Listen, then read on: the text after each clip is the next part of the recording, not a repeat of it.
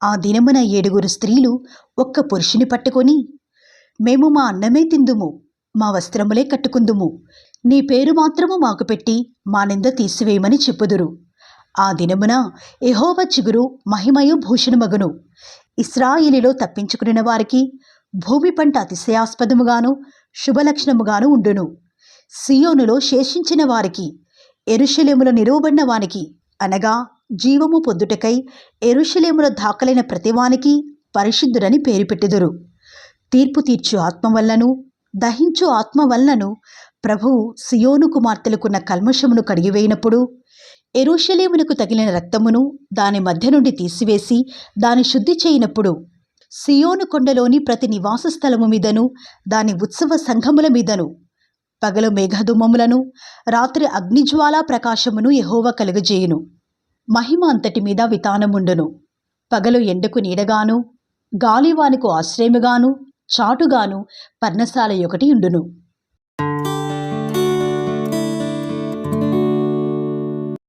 నా ప్రియుని గూర్చి పాడెదను వినుడి, అతని ద్రాక్షతోటను బట్టి నాకిష్టుడైన వాని గూర్చి పాడెదను వినుడి.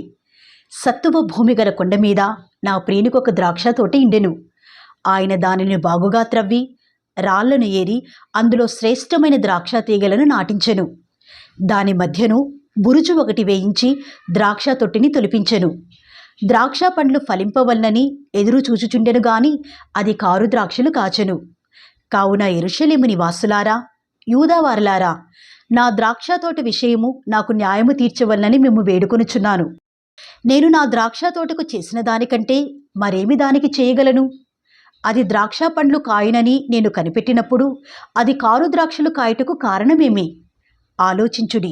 నేను నా ద్రాక్ష తోటకు చేయబోవు కార్యమును మీకు తెలియజెప్పెదను.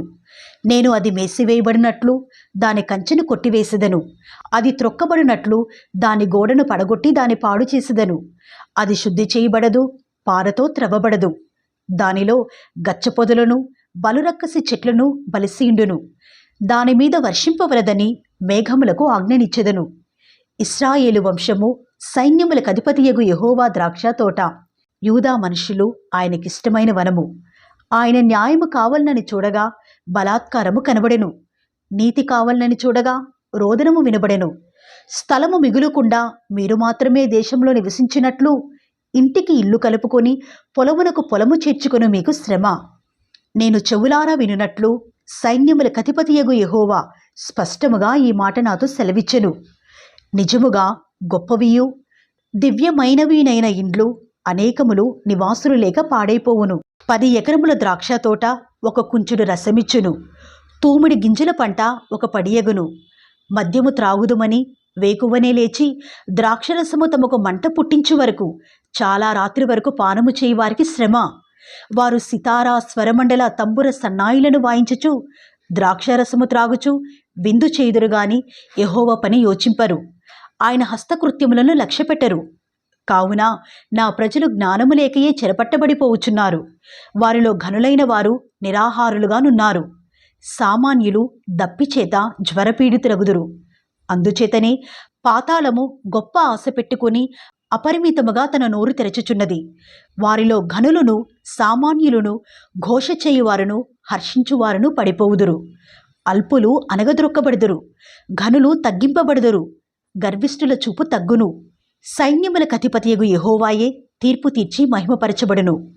పరిశుద్ధుడైన దేవుడు నీతిని బట్టి తన్ను పరిశుద్ధపరచుకొనును. అది మేతబీడుగా నుండును. గొర్రెపిల్లలు అచ్చట మేయును. గర్వించిన వారి బీడు భూమిని విదేశీలైన కాపరులు అనుభవింతురు. భక్తిహీనతయను త్రాళ్లతో దోషమును లాగుకొని వారికి శ్రమ. బండి మోకుల చేత పాపమును లాగుకొని వారికి శ్రమ. వారు ఇట్లనుకొనుచున్నారు, ఆయనను త్వరపడనిమ్ము, మేము ఆయన కార్యమును చూచినట్లు ఆయనను దానిని వెంటనే చేయనిమ్ము. ఇశ్రాయేలు యొక్క పరిశుద్ధ దేవుని ఆలోచన మాకు తెలియబడినట్లు అది మా ఎదుట కనబడనిమ్ము.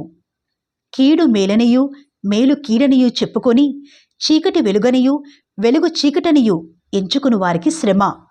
చేదు తీపి అనియు తీపి చేదనియు ఎంచుకుని వారికి శ్రమ.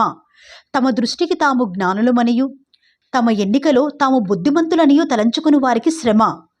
ద్రాక్షరసము త్రాగుటలో ప్రఖ్యాతి నొందిన వారికిని మద్యము కలుపుటలో తెగువ గలవారికిని శ్రమ. వారు లంచము పుచ్చుకొని దుష్టుడు నీతిమంతుడని తీర్పు తీర్చుదురు.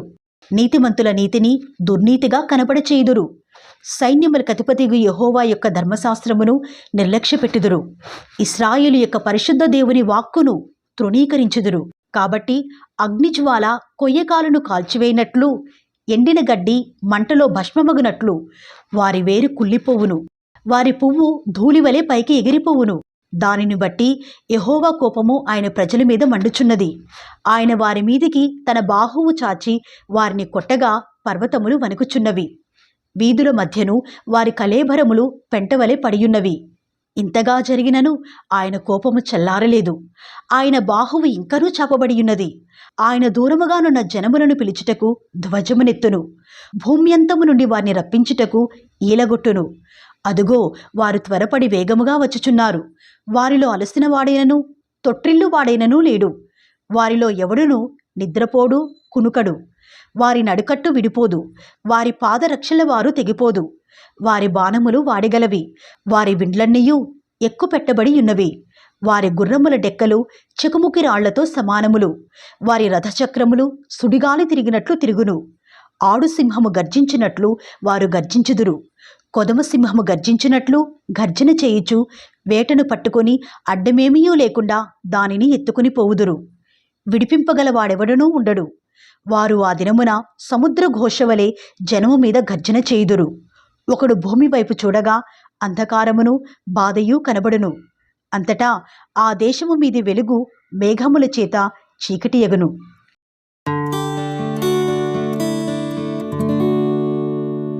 రాజైన ఉజ్జియా మృతి నొందిన సంవత్సరమున అత్యున్నతమైన సింహాసనమందు ప్రభువు ఆసీనుడయుండగా నేను చూచితిని.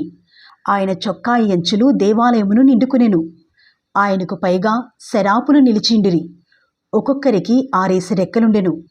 ప్రతివాడు 2 రెక్కలతో తన ముఖమును, 2 తన కాళ్ళను కప్పుకొనుచు 2 ఎగురుచుండెను. వారు సైన్యములకధిపతియగు యెహోవా, పరిశుద్ధుడు, పరిశుద్ధుడు, పరిశుద్ధుడు, సర్వలోకము ఆయన మహిమతో నిండియున్నది అని గొప్ప స్వరముతో గాన ప్రతిగానములు చేయుచుండిరి. వారి కంఠస్వరము వలన గడప కమ్ములు పునాదులు కదులుచు మందిరము ధూమము చేత నిండగా, అయ్యో, నేను అపవిత్రమైన పెదవులు గలవాడను, అపవిత్రమైన పెదవులు గల జనుల మధ్యను నివసించువాడను. నేను నశించి తిని. రాజును సైన్యములకు అధిపతి అయినగు యెహోవాను నేను కన్నులారా చూచితిననుకుంటిని. అప్పుడు ఆ శరాపులలోనొకడు తాను బలిపీఠము మీద నుండి కారుతో తీసిన నిప్పును చేతపట్టుకొని నా యుద్ధకు ఎగిరి వచ్చి నా నోటికి దాన్ని తగిలించి, ఇది నీ పెదవులకు తగిలెను గనుక నీ పాపమునకు ప్రాయశ్చిత్తమాయెను, నీ దోషము తొలగిపోయెను అనెను. అప్పుడు నేను ఎవని పంపెదను, మా నిమిత్తము ఎవడు పోవునని ప్రభువు సెలవీయగా వింటిని. అంతట నేను, చిత్తగించుము, నేనున్నాను, నన్ను పంపమనగా ఆయన, నీవు పోయి ఈ జనులతో ఇట్లనుము, మీరు నిత్యము వినుచుందురుగాని గ్రహింపకుందురు, నిత్యము చూచుచుందురుగాని తెలుసుకొనకుందురు. వారు కన్నులతో చూచి చెవులతో విని హృదయముతో గ్రహించి మనస్సు మార్చుకొని స్వస్థత పొందకపోవునట్లు ఈ జనుల హృదయము క్రొవ్వచేసి వారి చెవులు మందపరిచి వారి కన్నులు మూయించుమని చెప్పెను. ప్రభువా, ఎన్నాళ్ళ వరకని నేనడుగగా ఆయన, నివాసులు లేక పట్టణములను, మనుష్యులు లేక ఇండ్లను పాడగు వరకును, దేశము బొత్తిగా బీడగు వరకును, యెహోవా మనుష్యులను దూరముగా తీసుకుని పోయినందున దేశములో నిర్జనమైన స్థలములు విస్తారమగు వరకును అలాగున జరుగును. దానిలో 10వ భాగము మాత్రము విడువబడినను అదీను నాశనమగును. సింధూర మస్తకి వృక్షములు నరకబడిన తరువాత అది మిగిలి ఇండు మొద్దువలే నుండును. అట్టి మొద్దు నుండి పరిశుద్ధమైన చిగురు పుట్టును.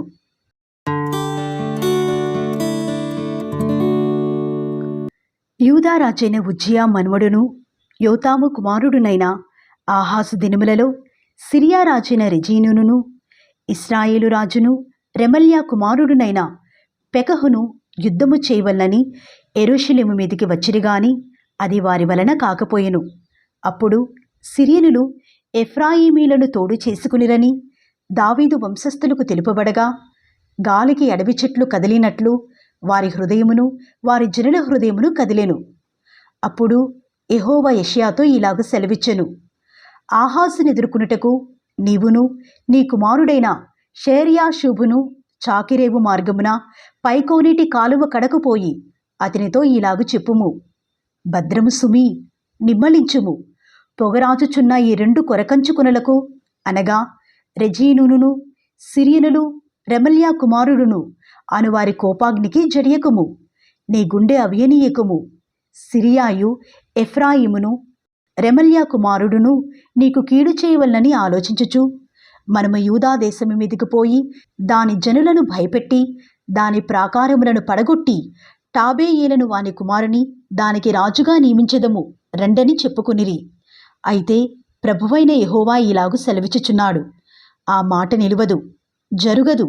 దమస్కు సిరియాకు రాజధాని, దమస్కునకు రెజీను రాజు. 65 సంవత్సరములు కాకమునుపు ఎఫ్రాయిము జనము కాకుండా నాశనమగును. షోమ్రోను ఎఫ్రాయిమునకు రాజధాని, షోమ్రోనునకు రెమల్యా కుమారుడు రాజు. మీరు నమ్మకుండిన ఎడల స్థిరపడకయుందురు. యెహోవా ఇంకను ఆహాజునకు ఇలాగు సెలవిచ్చెను, నీ దేవుడైన యెహోవా వలన సూచన నడుగుము. అది పాతాళమంత లోతైనను సరే, ఊర్ధ్వలోకమంత ఎత్తైనను సరే. ఆహాజు, నేను అడగను, యెహోవాను శోధింపనని చెప్పగా అతడు ఇలాగు చెప్పెను, దావీదు వంశస్థులారా వినుడి, మనుషులను విసికించుట చాలదనుకొని నా దేవుని కూడా విసికింతురా. కాబట్టి ప్రభువు తానే ఒక సూచన మీకు చూపును, ఆలకించుడి. కన్యక గర్భవతి అయి కుమారుని కని అతనికి ఇమ్మానుయేలును పేరు పెట్టును. కీడును విసర్జించుటకును మేలును కోరుకునుటకును అతనికి తెలివి వచ్చినప్పుడు అతడు పెరుగు తేనెను తినును. కీడును విసర్జించుటకును మేలును కోరుకునుటకును ఆ బాలునికి తెలివి రాకమునుపు నిన్ను భయపెట్టు ఆ 2 రాజుల దేశము పాడు చేయబడును. యెహోవా నీ మీదికిని నీ జనము మీదికిని నీ పితరుల కుటుంబపు వారి మీదికిని శ్రమదినములను, ఎఫ్రాయిము యూదా నుండి తొలగిన దినము మొదలుకొని నేటి వరకు రాని దినములను రప్పించును. ఆయన అష్షూరు రాజును నీ మీదికి రప్పించును. ఆ దినమున ఐగుప్తు నదుల అంతమందున్న జోరీగలను, అష్షూరు దేశంలోని కందిరీగలను యెహోవా ఏలగొట్టి పిలుచును. అవి అన్నీ వచ్చి మెట్టల లోయలోను, బండల సందులలోను, ముండ్ల పొదలన్నిటిలోనూ, గడ్డి బీళ్లన్నిటిలోనూ దిగి నిలుచును. ఆ దినమున యెహోవా నది యూఫ్రటీసు అద్దరి నుండి కూలికి వచ్చు మంగళకత్తి చేతను, అనగా అష్షూరు రాజు చేతను తల వెంట్రుకలను కాళ్ల వెంట్రుకలను క్షౌరము చేయించును. అది గడ్డము కూడాను గీచివేయును. ఆ దినమున ఒకడు ఒక చిన్న ఆవును 2 గొర్రెలను పెంచుకొనగా అవి సమృద్ధిగా పాలిచ్చినందున అతడు పెరుగు తినును. ఏలయనగా ఈ దేశంలో విడువబడిన వారందరూ పెరుగు తేనెలను తిందురు. ఆ దినమున 1000 వెండి నాణెములు విలువగల 1000 ద్రాక్ష చెట్లుండు ప్రతి స్థలమున గచ్చపొదలను బలురక్కసి చెట్లను పెరుగును. ఈ దేశమంతయు గచ్చపొదలతోనూ బలురక్కసి చెట్లతోనూ నిండియుండును గనుక బాణములను విండ్లను చేతపట్టుకొని జనులు అక్కడికి పోవుదురు. పారచేత త్రవ్వబడుచుండిన కొండలన్నిటిలోనున్న బలురక్కసి చెట్ల భయము చేతను గచ్చపొదల భయము చేతను జనులు అక్కడికి పోరు. అది ఎడ్లను తోలుటకును గొర్రెలు త్రొక్కుటకును ఉపయోగమగును.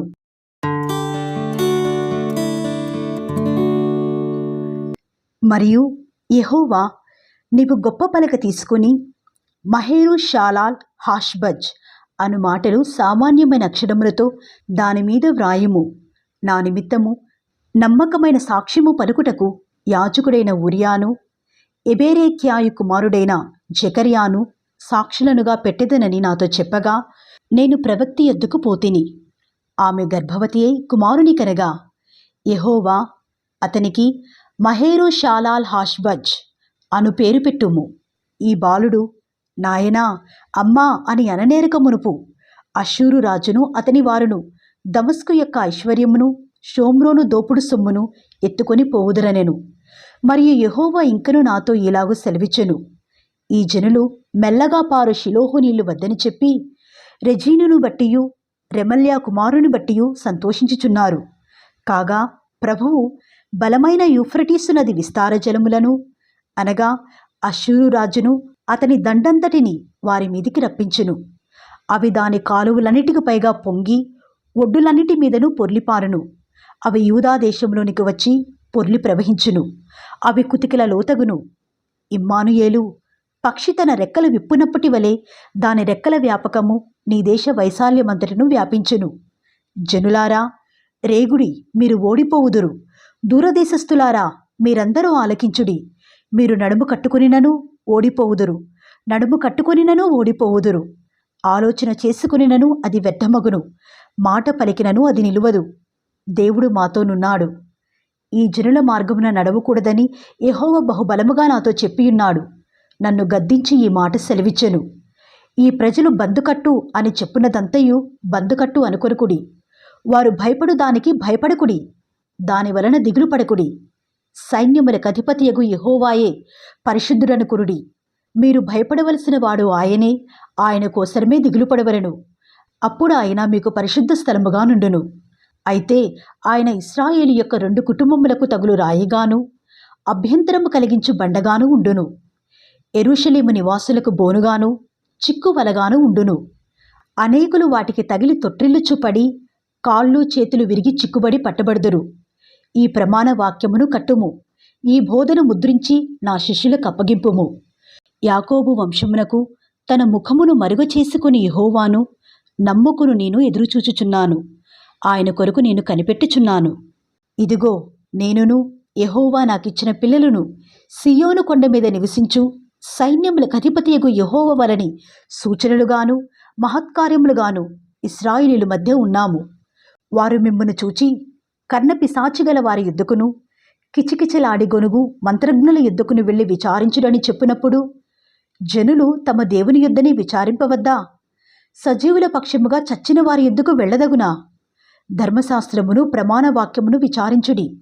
ఈ వాక్య ప్రకారము వారు బోధించని ఎడల వారికి అరుణోదయము కలగదు. అట్టివారు ఇబ్బంది పడుచు ఆకలిగొని దేశ సంచారము చేయుదురు. ఆకలిగొనుచు వారు కోపపడి తమ రాజు పేరను తమ దేవుని పేరను శాపములు పలుకుచు మీద చూతురు. భూమి తట్టు తేరి చూడగా బాధలును అంధకారమును దుస్సహమైన వేదనయు కలుగును. వారు గాఢాంధకారములోనికి తోలివేయబడెదరు.